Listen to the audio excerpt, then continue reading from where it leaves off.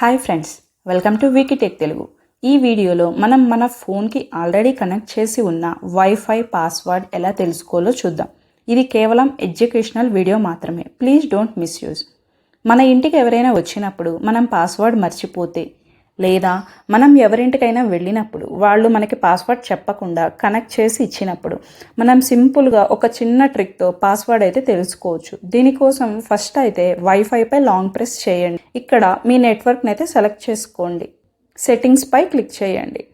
కొన్ని new Android version డివైజెస్కి అయితే ఇలా డైరెక్ట్గా పాస్వర్డ్ అయితే డిస్ప్లే అవుతుంది.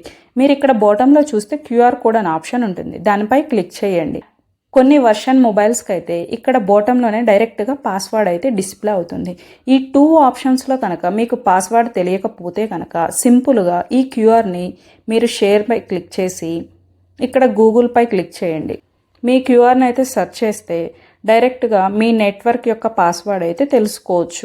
మీకు అక్కడ షేర్లో గూగుల్ ఆప్షన్ కనిపించకపోతే సింపుల్గా స్క్రీన్ షాట్ తీసుకొని గూగుల్లో సెర్చ్ చేయొచ్చు. ఇలాంటి మరిన్ని ఇన్ఫర్మేటివ్ వీడియోస్ కోసం మా ఛానల్ని అయితే సబ్స్క్రైబ్ చేయండి. Thank you for watching.